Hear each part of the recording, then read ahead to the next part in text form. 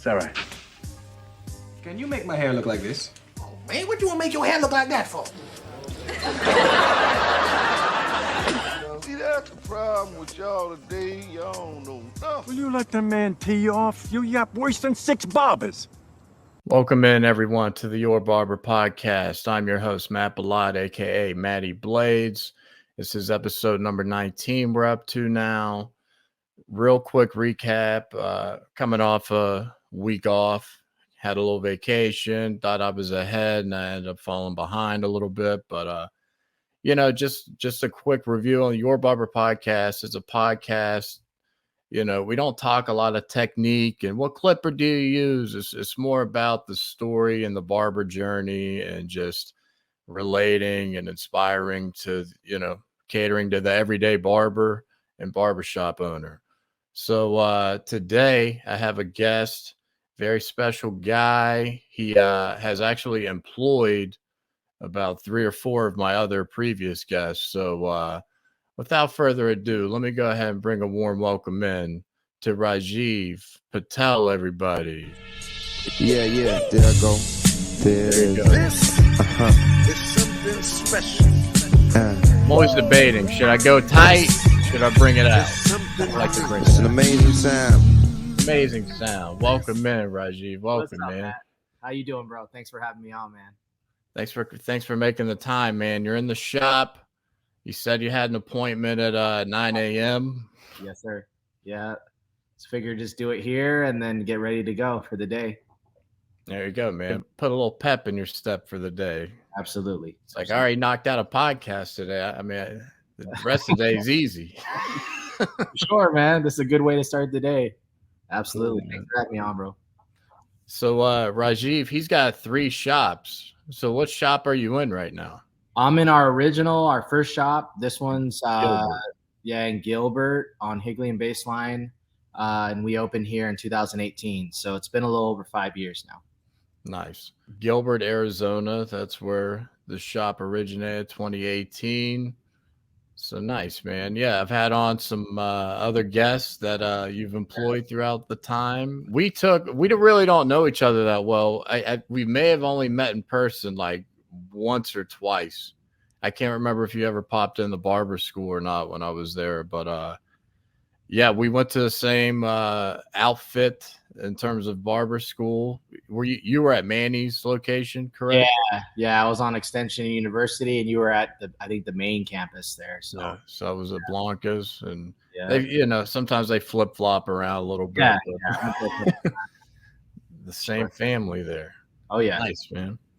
So before I dive any further, I always got kind of an icebreaker here. It's called Just an Observation. Yeah. Right? All right.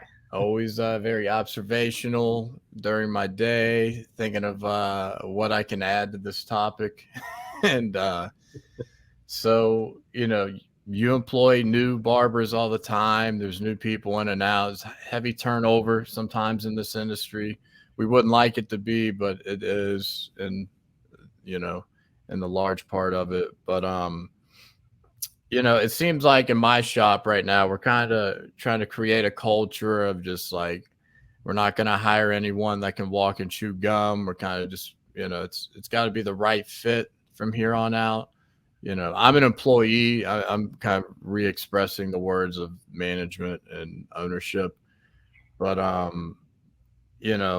barbers are weird, man. When a new barber comes into the bunch, there's this real territorial thing going on, right? It's always like the barber's just walking around, kind of, scaling the room a little bit. It's like, okay, all right.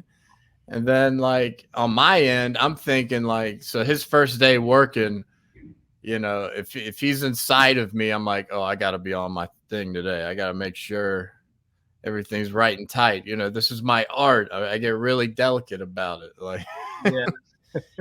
and I remember his first day in, I was like, man, I got a bunch of like 4 or 5 fades today. It's like a professional crowd going on. Yeah. And but by the week's end, it's like, all right, we're cool now. He was actually a gentleman that used to work in our shop, and he came back, so he was already more familiar. But I have an anxiety about it. He's the one that I'm sure has the most anxiety about it. But have you ever noticed that just, in your years owning and just working in the shop as well, just how weird we can get with that type of thing? Yeah, absolutely. I totally agree because it's a team dynamic. Everyone's kind of working together in the same general area, but then everyone has their own space, like their own station. Yeah. And so I feel like there is a little bit of a territorialism at times. I've seen it too. And, if you've been in a shop for a while, you're just like, dude, just chill. It's fine. It's all good. But I think naturally we all feel like we have something to prove, right? Exactly. But at the end of the day, it doesn't matter. Yeah, you generally notice that, someone's first week at the shop, first day at the shop, they're a little more on guard, watching around. Yeah, guards up. Absolutely. And it goes the other way too for the people that are already there. They want to be on their best game and right. And set their name in stone. Yeah. But, yeah, it's funny because it's like, dude, it doesn't matter. We're all good. Right, yeah. And we just don't want to be embarrassed. Yeah. No one wants to be embarrassed. That's the cool thing about barbering too. It's like there's no perfect barber. There's no best barber. Exactly. We're all just on different levels learning. Yeah. You can have, and then even the best barbers can have a bad haircut. Of course. So we all have those days. Everyone brings something different to the table. And I always make sure to clear the air. Like when both of us catch a second, I always walk over and introduce myself and not be this guy that's just like hiding in the corner and then just, it's like, I haven't even met the guy yet. I've been working a month with him. Yeah. So like, I always just make sure I'm like, hey man, I'm going to be someone that you don't dread working with, that, you enjoy being around and working with, and it's always going to be cool and welcome to the team basically. Yeah. So, and that's great that you do that. That's the best thing you can do is just set just the foundation of trust and because it just makes everything easier, right? If you just go up, hey, what's your name? And definitely something that I've seen before and something that could just be totally avoided, just any weird feelings if you just went up and said, hey, what's up, man? Oh, what's going on? And it makes for a great work environment for sure. So that's cool that you do that, Matt.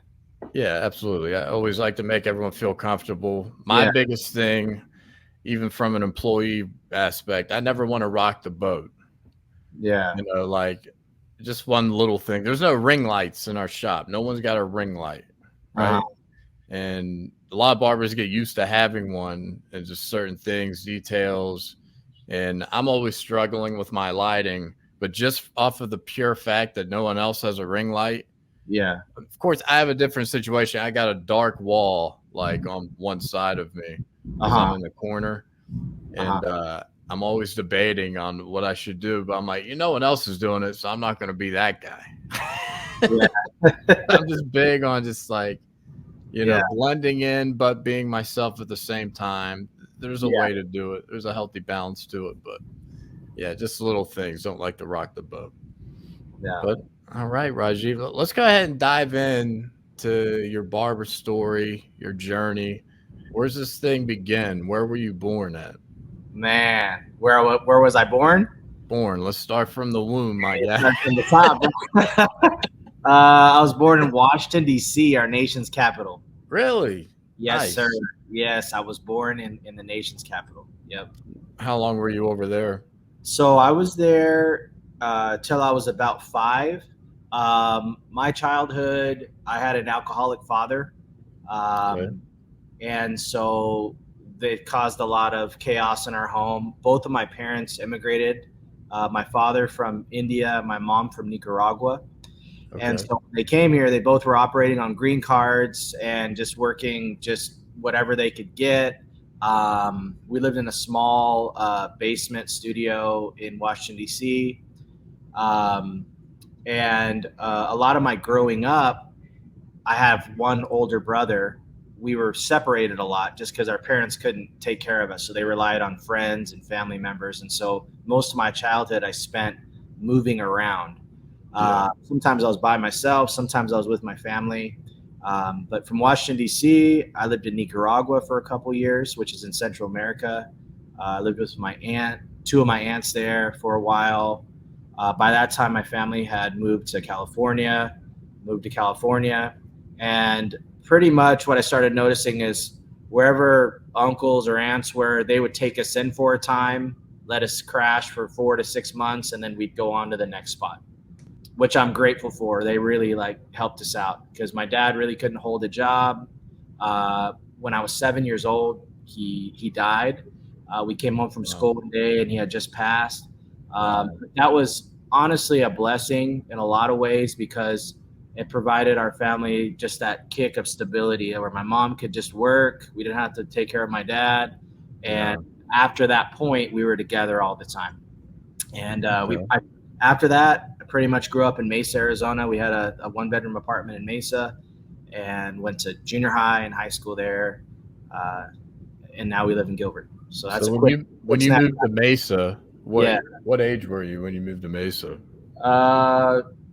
10 or 11, right around there. So the first decade of your life was it was a roller coaster, but I'm sure you built the tolerance to it and it was kind of normal. Like you said, you were hopping around aunts and uncles constantly. And, a lot of other kids your age that would have flipped their world upside down every few months. And for you, it was it helped you build this tolerance and thick skin probably early. So, I'm sure it desensitized you in a lot of ways in the first decade of your life. Yeah. So moving on to Mesa, that's where you kind of stayed from there on out. Okay. So what exposed you to barbering? When did your hand touch the clipper for the first time? The first day at school. First day at school? No way. Yeah. So that's another story too. So for instance, I grew up very entrepreneurial. Yeah. I never really had a normal job. Ever since I was young, I was hustling. I was just figuring it out. In my teens, I played music. I'm a guitar player. And I left home when I was 16. I toured for several years around the world, playing with my band. I could tell you're a musical guy. Just knowing you through Instagram, I could tell your taste is pretty good. Cool. Thanks, man. So wait, real quick. Yeah. A lot of just to address the people that don't know. Yeah. You owned the shop before you started the business before you became an actual barber. Correct. Yeah. Right. Okay. So usually it's the other way around. It is. I made it hard on myself, bro. So talk about the early steps of just doing that before you became a barber. Yeah. So basically what was going on is after I got married, I would basically sell door to door. I sold alarm systems door to door all around the country. I'd leave for the summer. And then I'd come home and tour or play music during the winter and the spring. And that was my life for several years in a row, like 5 years in a row. That's what I did. And I'd invest into real estate. I was always just doing different things. I got married in 2010 and my wife owns a company here. And so I couldn't just leave for 5 months, now that we were married. So I started my own alarm company here. We grew that. And then in 2017, I sold my half to my partner. And all of a sudden, I was in a position where I had to figure out what was next. And I didn't know what I was going to do next. So I took some time off. But one thing that happened in that time off, and I'm glad I gave myself space to breathe, is I just developed this fascination with barbershops. I don't know what it was. My daughter and my son were really young. And so for them to nap, I'd have to drive around. And one of the things I really like to do is just drive by barbershops. I'd love to see the pole spinning. I remember I had my barber. I remember thinking about the economics of, okay, I come in here once a month. I pay him this. I'm like a regular returning customer. And so I started thinking about the economics, the culture of barbershops. I remember traveling. I would see really neat, just dope barbershops in New York or Chicago or LA. And I wasn't seeing anything like that here in the Valley. And so all these little pieces came together. And then finally one day I was like, maybe I could open a barbershop. And so when you were going to your barber, were you drilling them with questions? We're No. like, so what do you got to do to? Yeah. You know what, Matt? I think about him. His name is Dave. He's on McClintock and Southern. He has Okay. no idea I own barbershops or I'm a barber. Wow, you still go to them? I don't go to him anymore Okay. now because I just have one of my barbers cut my hair. But I think about him sometimes. I want to pull up in there and let him know he'd trip because he was cutting my hair for like 4 or 5 years. He's a great guy. Yeah, you should, man. One day I just stopped going. I just kind of just went into it. But I honestly, when we opened here, this location, I thought it was just going to be a one and done. I thought I was just going to create a good environment, take care of my barbers, and it was just going to be like a project. You know what I mean? Yeah. And part of that project is I went and signed up for barber school, and I didn't even anticipate finishing. My idea was just to go for a few months to kind of learn a little bit of the ins and outs, and then just say, okay, I got that education. I learned a little bit more about the industry, enough to help me manage this business, and that was it. And your question earlier was, when was the first time you touched a clipper? It was the first day, and I remember grabbing it like this, like, so here's the clipper. I remember grabbing it like this, and then Manny grabbed my wrist and was like this. You know what I mean? And I still remember that moment. I'm like, man, I don't know what I'm doing here. But yeah, it's you get thrown into the lion's den, Mesa Barber School. They It's throw a you great right way to learn. Yeah, it's it the is. best way. Yeah, it is the best thing. But So, I mean, the rest is history. I love to cut you hair. fell in love with it after that? Yeah. Obviously, I finished school. I don't know if you remember, Matt. We took our boards together. We took Exactly. Yeah, that was the first time I believe I met you. Yeah. And I feel like I got lucky that day because we had so many people like representing Mesa Barber School testing that day. So I just felt like I was at school still. Like I was like, now I'm cutting next to Terry right now, or I'm cutting. So yeah, man, that's awesome that you fell in love with it. So after you got your license, after you got the piece of paper and everything, what was that like? Kind of cutting in the shop, kind of inserting yourself into your business as a barber. It sucked. Yeah. What were some of the the fears you overcame? Yeah. So basically, you have to understand, at that point when I got my license, the shop had been open for a year. Wow. And so what I would do is I would go in the morning, just make sure everything was good. We had cash in the drawer, materials were there, like the barbers had what they needed. And I would go cut in Mesa at a school, and then I had a shop running. And wow. I have great barbers here. I had great barbers here at the time. And so when I got my license, obviously anyone that's gotten their license, understands you're not good when you get out of school. You're learning, right? You have a good foundation. It's like everything gets reset again. Yeah, you have to. You get out and you're just like, what am I doing? Yeah. Do I know what I'm doing right now? Yeah. But here I am. I'm coming in to finally cut at my shop, but I'm the worst barber in there. You know what I mean? Yeah, so, but I mean, yeah. Yeah. So I had to put in the work, bro, and I did. I watched videos all night. I took as many cuts as possible. I stayed as humble as possible, and I worked as hard as I could. But it was a hard, probably first 6 months. And I don't think the guys really knew it, but there were some days, man, I was in tears, like crying. Like it was like hard day. I'd have customers like, I know they didn't like their cut, or it took me forever to get a line out.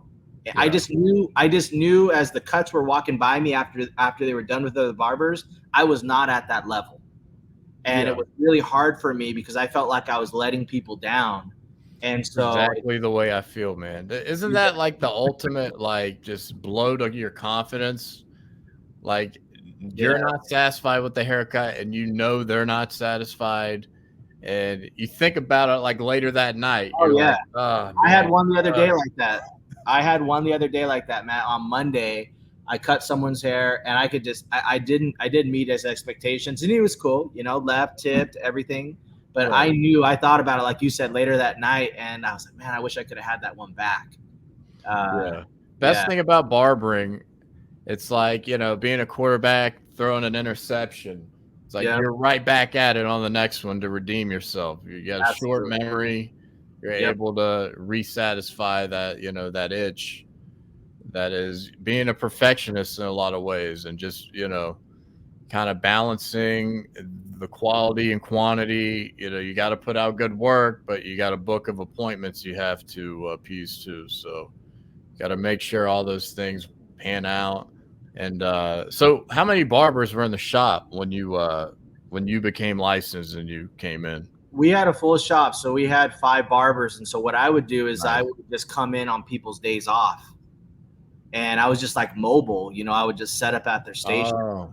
And I've stayed that way ever since. Like, I don't have a station. I have a bag. I'll show you. So I pull up every day, and this is my bag, and then I just set up and cut, and every day I cut at a different shop. So we have 3 shops now. So I'll do a day or 2 at each shop, and I'll just bring my bag and set up and go. What a humble way to attack it. What a way to, show your team that, hey man, I'm in here with you. I'm willing to sacrifice. And I mean, you seem like a super selfless guy from what I've gained so far. And just like, I'm sure your team sees that, and it makes them, appreciate you even more. So yeah, go ahead. I was just going to say, I appreciate you saying that, Matt, but I feel like I have a lot to learn still. Of course. I've been. We're still young in this game, man. Yeah, and so I genuinely love coming in and cutting hair, and like I love the creation and the management aspect of being a barbershop owner, no doubt. But I love cutting hair, and I feel like I still have a long ways to go and to learn. So I'm trying to put in the time, behind the chair. I probably have another 10 years to go before I finally feel like I get where I'm at. Yeah. But yeah, it's a blessing, man. It's a blessing to work alongside and learn from them too. Probably half of my barbers, I would say, are more skilled than I am. That's a good problem to have.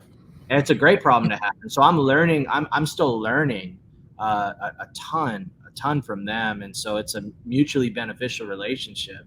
So it's amazing.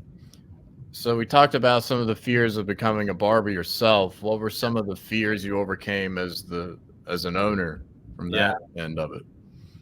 I think the biggest fear of a barbershop owner is you fear the unknown. People call it anxiety. So when you own, you carry what's called a mental weight. Like, there's always a weight on my shoulders. I'm always worried about something, and it's not something tangible. Like if someone said, to any barbershop owner, they'll know what I'm talking about. What are you worried about? There's nothing specific that you can say, but you mentally carry a weight of your employees, of the shop, what could happen, what the future holds. There's so many different aspects to it. So one of the fears that you carry at the beginning, and that just kind of continues through your time as a barbershop owner, is just the weight on your back that you carry. You're always having to think through things, and so it weighs on you. There's some hard days, absolutely. There's some good days. That's why I run every morning. I have to. It helps clear my mind. It helps me almost prioritize. It gets my blood going. And so even today, I got up earlier than usual so I could be here today for this. Yeah. But I wake up earlier to get my run in, and I have to do that for just mental stability. Dude, I'm the same way. Yeah, I would say the biggest fear is just the mental weight that you're always carrying, and you try to stay in the moment as much as possible. But yeah, I don't think it's something you can overcome or that goes away. That's just something you carry. If it did go away, maybe that's not a good thing. Nah. You just it's just for your brain. I'm sure there's things you can do to just make it easier, like that run. And I'm the same way. For the listeners on this podcast, I harp on it all the time. Like, do something before you go to the shop. It's like breaking a sweat or just getting your mind rolling early. And it's just going to make the rest of the day seem easier to handle. And yeah, it's hot. Are you a treadmill guy or you run outside? I'm a treadmill guy, Yeah, honestly. you have to at this time of year. I'm a treadmill guy, so I know it's a little easier, but I'll throw on a podcast or try to feed my mind as well while I'm doing that. And when I'm preparing for this podcast, walking on that treadmill every morning, it helps me, dude. I'm like, I come up with stuff I wouldn't have came up with if I was just sitting on my butt. Like, absolutely. I like to run, but I got a family sleeping early in the morning. I can't be pounding on this thing. So I'd stick to running on my days off, and I like to run outside too. There's a little HOA on the other side of our backyard. I get into. We got some decent hills and stuff, and but Atlanta, it's going to be 91 today. Humid Atlanta. It's rough. But you guys are probably breaking the 110s already. Yeah. So yesterday was 108. Yeah, we're about 110-ish. But it's a dry heat, right? Yeah, that's why I tell people. I'm like, oh, that's bullshit. It's just hot. It's hot. It's just hot. Yeah, luckily we have AC. It's not too bad. We're working inside, but yeah, it's hot, bro.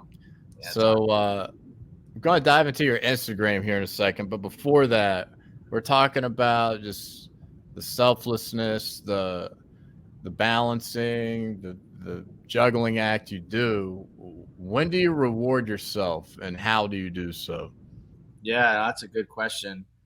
I feel like most of my days are super busy. I mean, I'm at the shop. I have two small kids. I have a wife that I love to spend time with. I like active in my church. I serve in my church. And so how I reward myself would be honestly just spending time with my family. And we own a small cabin in the mountains. I like to get up there and just unwind, sit in the hammock. Flagstaff or it's Forest Lakes. It's up on the rim, kind of between Payson and Heber. Yeah. So I like to unwind and get away there. We like to go out to eat. My wife and I pretty much have a standing date night on Friday nights. My mom comes and babysits. We go out. So it's good. You have to find moments, otherwise your days just kind of run into each other. So I try to find moments where I could spend time with my family or just my wife and just relax. And that's important. No doubt. Yeah, I would like that standing date night too. We don't have any, relatives here that can kind of shoulder the load, but maybe we can get a sitter and incorporate that more. Yeah. I work Friday night, so we got to figure out the day, maybe a Wednesday night or something. But we definitely got to do that. It's funny you mentioned that your kids are young now. I always feel like there's barbers and just anyone in terms of like entrepreneurs. It's almost like you get a second wind when your kids get to that like more independent part, even though they're still not fully independent. But when they get to that 15, 16 to 18 range, I mean, you see, parents, like older parents of that age, they kind of get a second wind. Yeah. Right. They're like, okay, now I can kind of dive into something new to just kind of ward off that thought of your kids are growing up and how sad that is. Yeah. For a lot of it's distracting yourself from that. But yeah, man. Yeah. So you have two kids and a wife. I mean, that's a lot to shoulder there. I always look at parents with more than one kid and I'm just like, God, I can't imagine. it's a lot. You have one, right? You have one. Yeah, I just got the 4-year-old daughter and she's blossoming. We're about to dive into the pre-K chapter where it's 8 a.m. Yep. And I'm going to be running in the city with the common folk, trying to get to work on time. Normally I miss everything because my shift is like 10 to 7 normally. Yeah. And my job or my wife's work kind of starts around then. So, we got away with bringing our daughter in a little late to the daycare and just, enjoying that time we had, not having to wrestle with rush hour too much. But it's on August 1st, man. Good luck. It's amazing how much they grow. So I think you'll enjoy it. Oh, yeah, dude. It's the best. There's nothing greater. So Let's go ahead and dive in a little Instagram here. Let's check this out here. What we got? This is the shop we All got. right. So we got the locations. It's kind of hard to make out there. We got Gilbert, is the original location. Then we got Mesa. That's like East Mesa, right? Yeah, Northeast Mesa. Northeast Mesa. And then we got Santan Village. That's the newest one. That's the newest one. That's pretty much South Gilbert. South Gilbert. Okay. Near Santan Village Mall. Yep. So yeah, man, you're crushing it. Dive in website real quick. Got a cool layout. Got the services. I want to talk about this VIP service. Yeah. 65 pop. It's always good to have kind of one of those like just one-stop shop services, right? You get a bunch of stuff taken care of. So typically we're seeing VIPs done, for bachelor, exactly, weddings, stuff like that. That's usually when we see the VIP being booked for sure. Right. You see a significant other, purchase a gift. Exactly. Someone special or occasion. Special occasion. Absolutely. Yeah. That's kind of what ours, where we see ours the most. That scenario. So as we kind of scroll through here, there's the rest of the prices there on the wall. I like that. There's not a lot of shops that are that transparent about the pricing as soon as they come in. You know what I mean? Yeah. It's a great thing to give the customer a little more ease in what they're getting into. It's a fresh, low drop. There's some old artwork there. You said there. What kind of inspired that? How'd you kind of? So I like to work with some local artists. We have some other artists overseas. My wife does a lot of our art. I think if you go through like our Instagram or anyone that does, you'll see like probably one out of every 5 or 6 posts is art in some way. It's just fun, it makes it fun. Sure. I love it. So we're always working on new designs. We sell a ton of stickers here. So our stickers, these are designs for our stickers. And we kind of gauge how stickers sell, and we make shirts out of it. Oh, that's cool. So we're always selling shirts, merch, stickers, stuff like that. Yeah. I'd like to buy. That's like one of my cool things. I like supporting buying a shirt of, people I've rubbed shoulders with through time. There you got your products there. Yeah. Yep. So before we dive into that, let's talk about this. Yeah. So part of your business plan and mission statement and everything is you donate a meal to a child in need for every haircut. Yeah. Right? Yes. So let's talk about that a little bit. Yeah. So, I'm big on having a business with a purpose. I have this philosophy that I call the 3 Ps. So when I go into a business or when I kind of evaluate a business or just check them out, I have these 3 Ps that I look at. Do they have a personality? And I put this on myself too. So if someone walks into a Nico's barbershop, hopefully we have enough personality where someone will know this is a Nico's. This looks like a Nico's barbershop, right? Number 2 is passion. The people that work there are passionate about what they do. They like cutting hair. They enjoy coming to work. And the third thing, which has to do with the meals, is a purpose. And so that's our purpose here. So every haircut we do, we donate a meal. How we do that is at the end of the month, we just take the amount of haircuts we did, we times it by a quarter, which is the cost for a meal through this dry pack meal service. And I could talk about that in a second. And then we donate that. And since we've opened, we're almost at about 110,000 meals now. And we donate that through Feed My Starving Children. If you want more information on that, it's fmsc.org. And they provide meals for kids all across the world. And it's done through a package called the Manna Pack. And all they have to do is add water, and they're just dry shipped to countries around the world: Nicaragua, Rwanda, Somalia, all over, Philippines. And you can actually go, and we have a packing center here in Mesa. So I take my youth group there, and with my family, we like to go there and volunteer and help pack the meals. but that's something fun we do for the shop, you know. And each shop, when you walk in, you'll see "Look Good, Do Good" on the wall. On our new shops, we have it in neon, and it's we're working on that, trademarking that as well, for barbershops. You know, "Look Good, Do Good." Great. But that's what we do. That's our purpose, you know, and that's something that we hope to continue. And aside from that, we like to partner with local nonprofits as well. We do Give Back Saturdays once every couple months where we'll donate 10% to them. So you'll see that on our Instagram feed as well. We partner with some great local nonprofits to contribute and to help there as well in their causes. So we're always, I guess we're just trying to think above ourselves and bigger than just the haircut and pay it forward a little bit. Absolutely, man. I mean, you're doing a beautiful thing. That's awesome. I've seen you've done some missionary work in your past too, and gone to Peru, and that's another beautiful thing. And I'm sure a lot of these principles you carried with you from those experiences. Absolutely. In your shop. So that's awesome, man. You're doing all this. Shout out to Isaac, man. He's been there with you since the gate. Yeah, he's the OG. He's day one.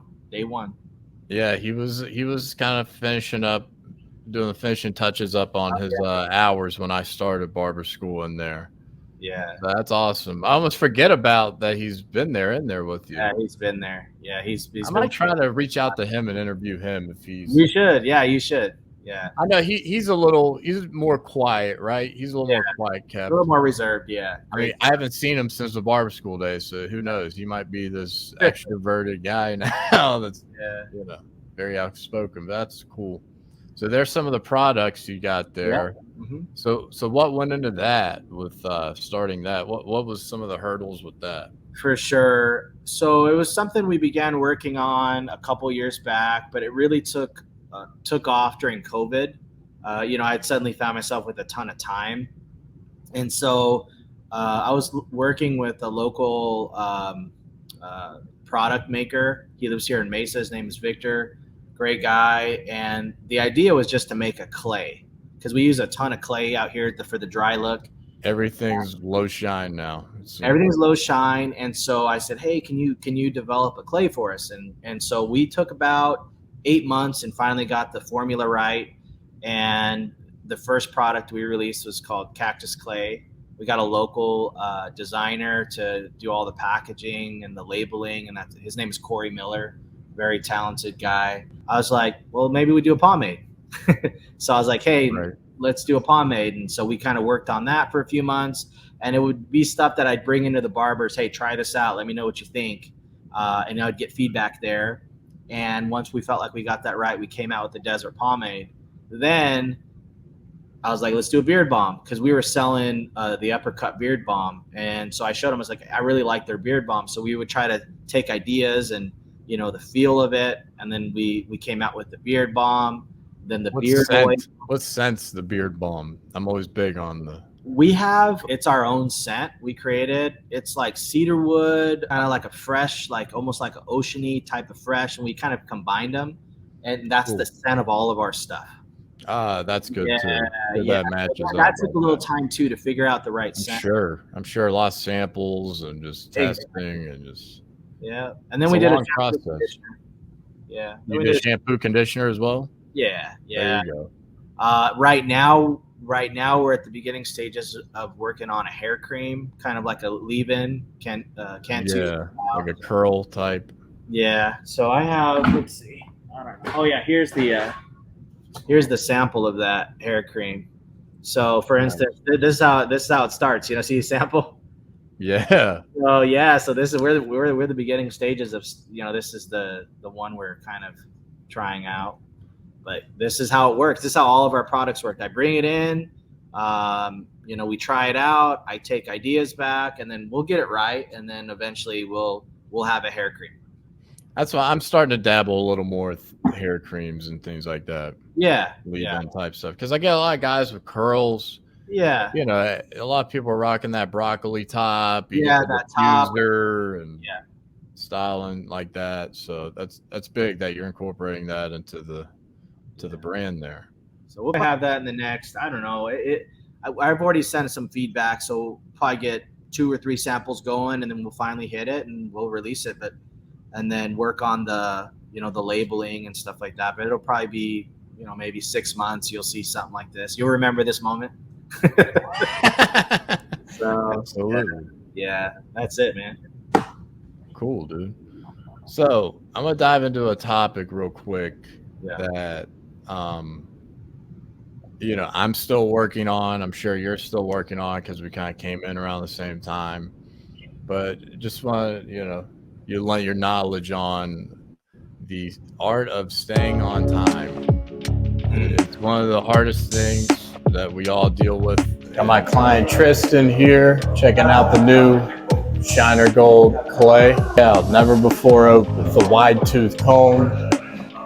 Seems pretty loose in there, about yay much. It gets together in there pretty nice. It's pretty loose, it's not too dry. The clays I encounter can be too dry. Got it on the hands pretty equally. Just working my fingers through. Tristan's got one side here that favors to fall down more. So we're checking the hold, seeing how it's gonna go. I'll work my wide tooth comb in here in a second. It smells good. It smells very good. Well, what do you think it smells like? It smells like coconut. Yeah, a little coconut in there. I know there's some natural ingredients in there. Good stuff. It's getting the job done. Shiner Gold clay. Shiner Gold. It's time to shine. I'm always dabbling and trying new ways to just chip off seconds. Just seconds, not even minutes. Seconds are big. Yeah, just talk about staying on time a little bit. And what do you kind of preach to your team and some things you do that might help with that? Yeah. Staying on time in terms of cut time, right? Cut time and just just fulfilling that allotted time for the service during the appointment. Because as you know, Matt, if you're 2 minutes or 3 minutes or 4 minutes late on a cut, then the next cut comes in, you're a couple minutes, you know what I'm saying? Just after 6 cuts, 7 cuts, you might be 20 minutes behind. Yeah. And that's significant, right? And we've all been in those moments. We've all had to learn those hard lessons, right? Of course. I guess first off, if you're behind, it's always important to communicate with the next client if he's sitting there. Yes. Say, hey, Matt, I'm running a few minutes behind. I apologize. I'll be right with you. Because what you don't want is you don't want him thinking like what's going on. You just want to ease that worry that he's going to get in if you're running behind. So that's the first thing. Always communicate if you are running behind. Yeah. My opinion is probably the same as yours. If you want to stay on time, it's done at the beginning of the cut. You have to get the bulk off as fast as possible. Yeah. I see a lot with new barbers. They try to finesse the bulk. They're, what I mean? Try to like make these bulk, removals like really crispy and tight. And that will save you 5 to 10 minutes. If you just get the bulk off real quick, set your lines, whatever that is. I mean, I'm big on that 2 metal, that Oster 2 metal. Get whatever fade I do. I usually use a 2 or 3. Clear it out first. Clear it out. Get it out of the way. Yeah. Set your canvas up as quickly as possible. And it doesn't have to be perfect. It can still be a little patchy because you're going to cut over that anyways. You know what I mean? So just get sometimes I like taking it if it's just a big like curl over hanging. Sometimes I like take the 5 just with the grain almost. Just to shape it first. Yes. And then start from the bottom and then maybe, But on like a tighter fade like that, it's always easier to fade and it's always going to take less time to clear it out with the slightly longer number first and then start from the bottom or, whatever works for you. But that's a good tip. That would actually incorporate to our cheat. I have a segment called Barber Cheat Codes, and that would be a cheat code there. Yeah. Just like clearing out some length and some bulk first before you attack, a skin fade or a tighter fade. Absolutely. And one thing I'll say too, Matt, is it takes time to get faster. There's not like I can't go to a new barber and say, hey, do this and you're going to cut off a lot of time. It's kind of like going to a destination over and over again. The more you go to that destination, the quicker you're going to get there, that you're going to find the quicker routes. You're going to feel comfortable. You're not going to have to look at your phone and Yeah. make sure you're going the right way. So the more you cut, the faster you get to the destination because you know the route. Yeah. And so one of the things that helps you stay on time is putting in as much reps as possible and understanding the route to get there. So for instance, if someone sits in my chair and they want a zero fade, I know exactly the steps right off the bat that I need to take to get them there to that zero fade. I felt like when I was first cutting, I was like overthinking it. Okay, I can do this, or is this the right way? And that's what's going to happen. But the more reps and time you put in, the more efficient and faster you get. Any new barbers, there's no magic way to cut off 10 minutes off the cut. The best way to do that is to get as many reps as possible, and put as many hours as you can as possible. But also, when you do cuts, understand the path. Okay, I did this, and I'd have on my notes on my phone. Use your notes app. So if you're getting a good process down for a zero fade, write it down. Say, hey, I start with the 2, then I set the 1 line with my master, whatever. However that looks like, write it down so you can remember the route, kind of like directions to get to the patient.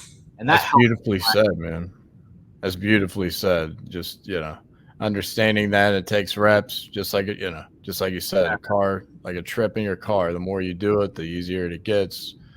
The easier it is to tighten up things, for sure. Yeah. All right. So one thing I've noticed, I mean, you have a beautiful farming system through Mesa Barber School. Yeah. You have a great relationship with Manny and Blanca, and you're able to, use a lot of their prospects coming out of school. And that's the best way to do it, really, because you're able to mold and to teach them those things like we just spoke on.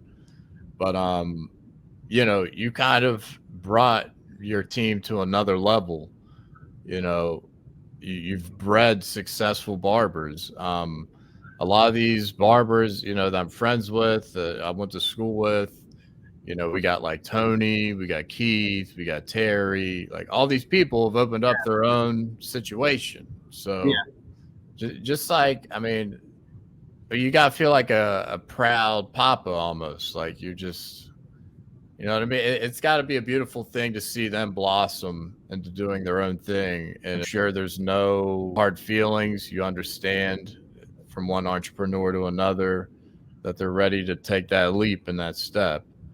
So let's talk about how that kind of went. And, it may have been hard to let go of some of these, stars in the making. And, I've had fun speaking with them and just, them sharing that you've been part of their journey. So let's talk about, do they ever reach out to you asking for help and certain little things, anything like that? Yeah, no, that's one of the things that as an owner, you have to come to grips with impermanence. I think all of us in life want permanence. We want security, right? We want things to stay the same. Yeah. One of the things you really have to come around and understand is the idea of impermanence in this industry. And we have several barbers that I've had the opportunity to work with that have gone on and started their own studios or shops beyond, Keith. You've had Keith on, Tony, like Alberto. Yeah, Alberto's got a really successful shop. Yeah. Jen's got a good shop. There's a lot of we have a barber, Arthur. He has his own little studio in Mesa. I'm proud of that, 100%. Absolutely. I am absolutely proud of that. I am their biggest fan. I will always pull for them. My phone's always available for them to help them. I'm always open. Some I've had really great conversations with consistently to try to help them and provide any level of service that I can give them. And that'll always be like that. It's always family. Now, does that make it easy when they go? No, it's hard because you develop a very personal relationship with them, and it's sad because you know that the way that your relationship is going to end.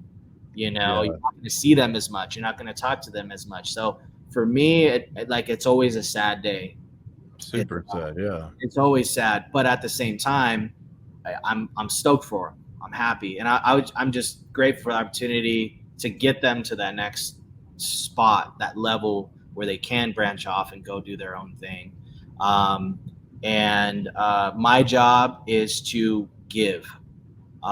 There's a great book called The Go Giver. It's a business book, but it's about someone who learns that giving is the most important aspect in business.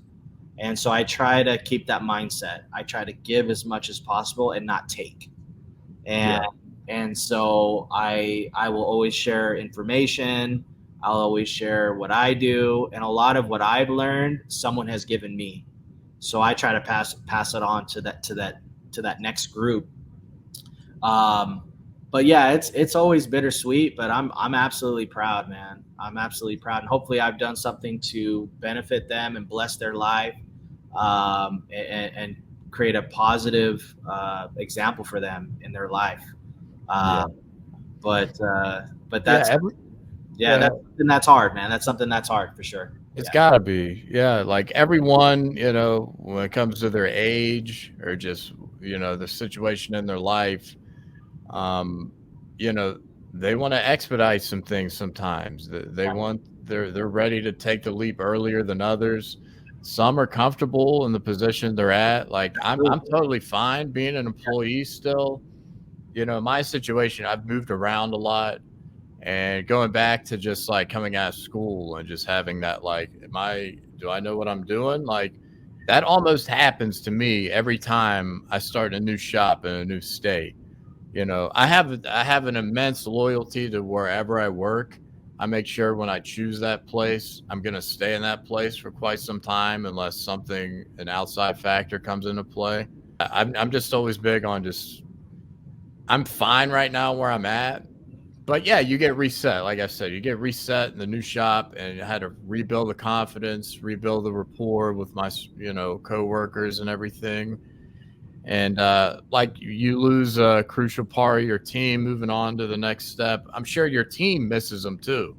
Yeah. Right. Like they're like, damn, I miss working alongside Alberto every day. Like I learned so much from him. And, it's just like that. Like in my shop, we're kind of almost completing a little transition phase we were in. And just sometimes I miss like the girl that was working in front of me. I learned a lot from her in terms of like longer hair and styles and things like that. And it's just like, wow, that chair is empty now. So on your end, that's gotta be such a hard thing just to like, you give and give, and you're building this person up. You saw them at the beginning in most cases, and you're building them up to just let them fly out of the coop, fly out of the nest there. Yeah, you can't think about it that way, right? Because if you think about it that way, it almost feels like they took something from you. Right. And I've had to battle that, especially at the beginning. But what I try to think is that I gave them something, and they're a better person, and they're better set up because of that, right? Right. And that shouldn't take away from what I will give to any of my barbers now and in the future. My job is to make their lives better, to improve their lives personally, spiritually, vocationally. I have to continue to give, and hopefully they can be set up to fly, right? Yeah. And a lot of your humility, and whether, the church work, the missionary work, I'm sure that helped you gain a understanding of, what's most important. And just, it's not all about you. It's not all about money.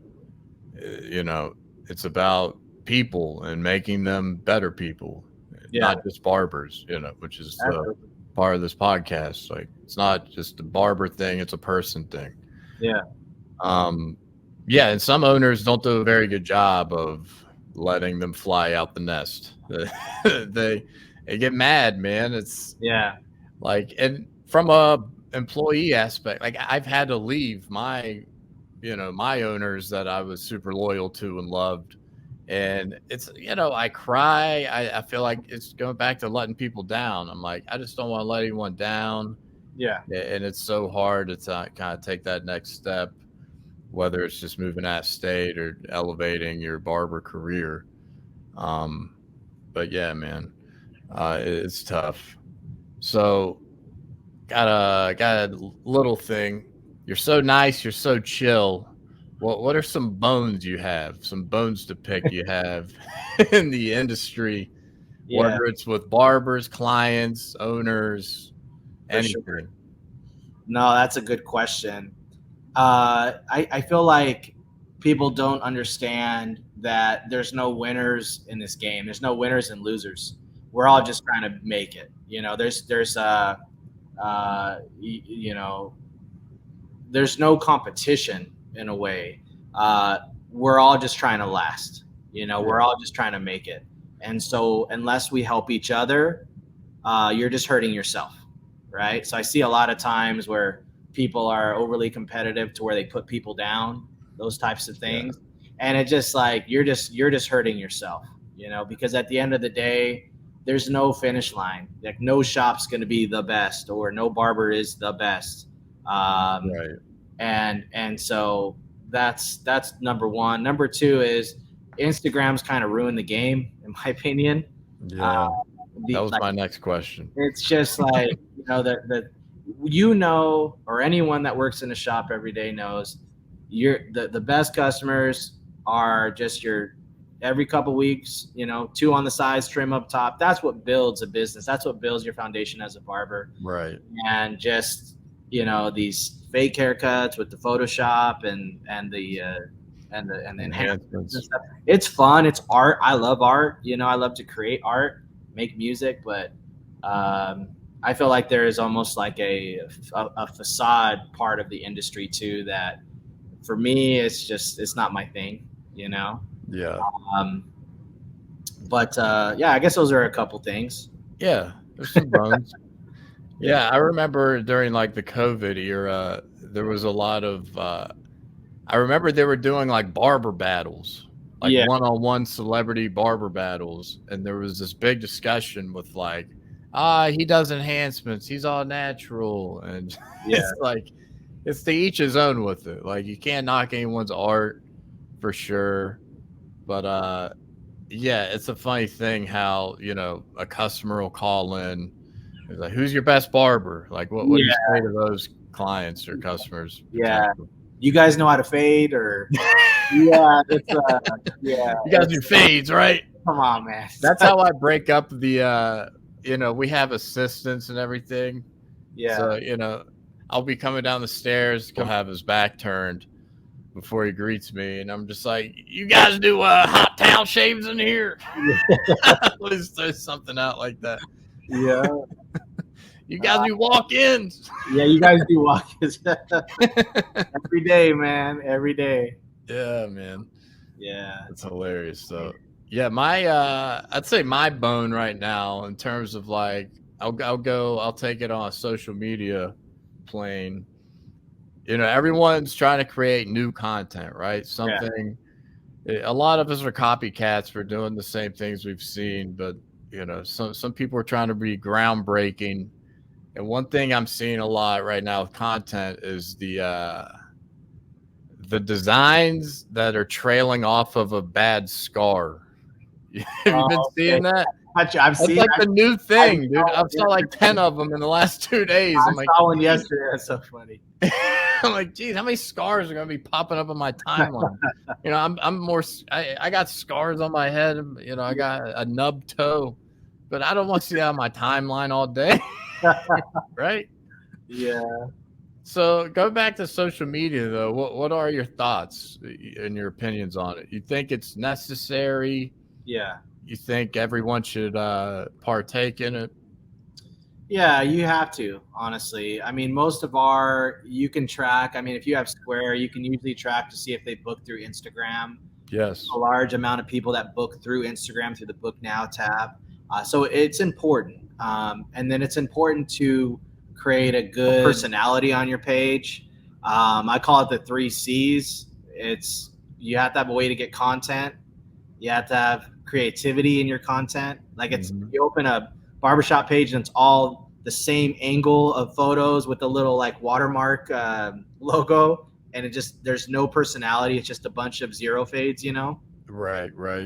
I'm big on having creativity in terms of how we mix things up and how we explain our purpose. and then you have to be consistent, right? Yeah. You have to be consistent, at least post a couple times a week. And if you're creative, consistent, and you have a way to get content, you can really promote your business and get into people's homes, and people can find you on that. So I absolutely think it's important. 100%. Yeah, a lot of people are like, yeah, you post all these videos and you got these haircuts, but do you actually get business from it? Yeah. And I'm like, yeah, you do. That's what you show someone when you're out on the street. You have a portfolio in your hand, in your pocket. Like, you know, it's an easy way to get a job quick. If you're a free agent barber, you're moving to the new city, what do you have at your disposal to show your work, your portfolio on your phone? There's no onboarding process in barbering. It's normally like, oh, okay, I see your work. You want to start tomorrow? We'll fill out your paperwork your first day. You ready to rock?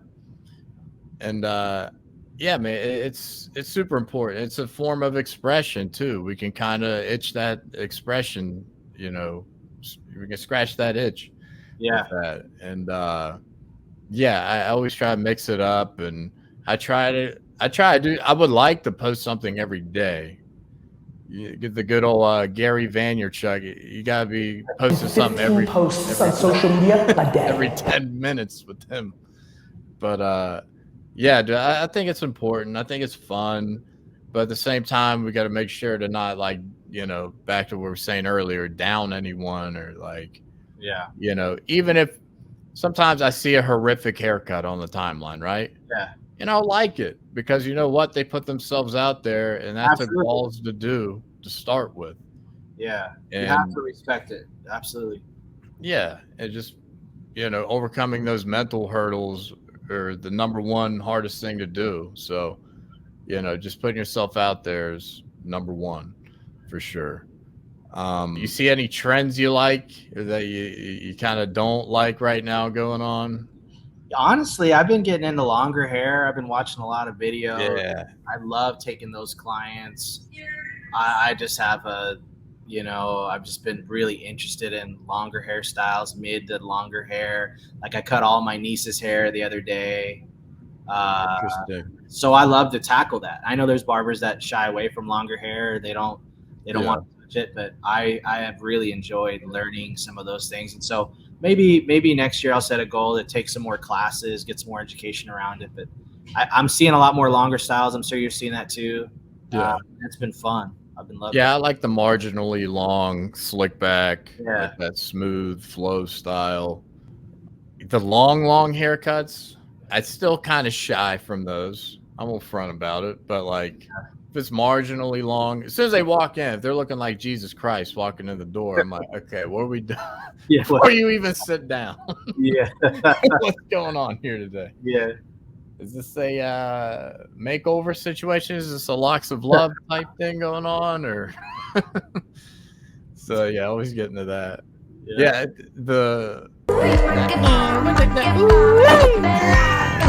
that song is on like everyone's reel right now. Oh yeah. You know what I'm talking about? Yep. I posted that the other day. I'll put that in post too for the people who have no idea what I'm talking about. But, yeah, that's on everyone's. So yeah, man, we'll kind of close out here, let you get on with your day. You got what's next, man? What are you promoting next in the shop? You just opened up the new shop this past year. We barely just opened that. It's been 5 months. And so I think the goal is I try to look down as much as possible on my steps and not look too far into the future. So my goal right now is to get this shop fully staffed. I mean, we have 3 full-time barbers. We'll add a 4th probably, after the summer. And then we'll have 3 more chairs to fill. But I don't want to have a bunch of barbers and not enough people coming in. I'd rather be like turning people away than not having enough, cuts for the barbers I have. So we'll continue to grow that. But so far, so good. And that's the immediate goal right now. Build up that one. Yeah, this hair cream too. Work on this.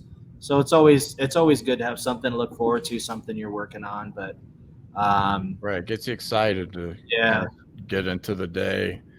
That's funny you mentioned that because just the little turnover we went through in transition in our shop. I work Mondays. A lot of people don't like working Mondays. It's hard to get them to work Mondays, but I have off Tuesday, Wednesdays. So I think it's a nice little breakup through the week. But, it was just 2 of us working on Monday, which is typically a slower day, but we would be just booked. Monday because there's no other barbers. Yeah. Clients will come in and be like, "Oh, it's kind of slow today." I'm like, "It looks like it, but we're actually getting crushed right now." Yeah. Just because there's you in there, but you're probably packed out, booked out. Exactly. So I mean, they're constantly in and out, but so that's another layer too. From a owner perspective, you want customers to come in and see a busy shop. That kind of continues to push you forward. Or the more barbers you hire quicker, or it's going to dwindle down some books for the rest of the barbers, right? So it's kind of that happy balance of trying to, the supply and demand type thing for sure. Yeah, and it's difficult to manage sometimes, but ultimately, a good problem is to have people not be able to get in. That's a good problem, because exactly. you know how to solve that. It takes less work to solve that problem, but you want to make sure that everyone that works for you or that's in the shop is hitting their financial goals, being successful, feel like they're filling their day. And that's part of that, like we talked about at the beginning, that's part of that mental weight that you carry as an owner. You think about all of the barbers and making sure that they are making their financial goals and that they are getting the amount of cuts that they want. And so you carry that weight too. So sometimes it's a tough balance. And so, but I found that, you don't want to grow too fast in terms of staff. You want to make sure that you grow as the customers are dictating you to grow. So. Absolutely, man. Well, Rajiv, it was a pleasure, man, getting to know you a little better. And it was a pleasure kind of sharing your barber story and some of your principles and morals to, our followings. Make sure you repost this as well. You can show some people another layer of your life they didn't know, a lot of your clients, and just keep pushing this narrative, man, that we're people, not robots. We're barbers and people at the same time. Yeah. So, my man, closing out, I'll let you get on with the rest of your day. I'm sure you got a busy one in store. Thanks so much for coming out, my guy. All right, my man. See you, man. Take care. All right, bye, bro. It was good seeing you.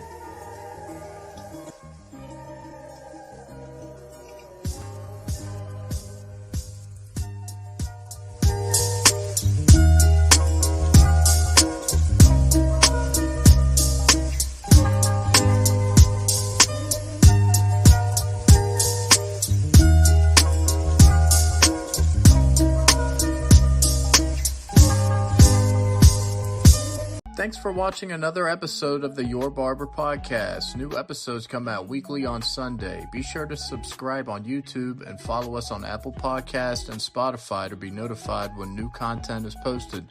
Thanks, and we'll see you next time.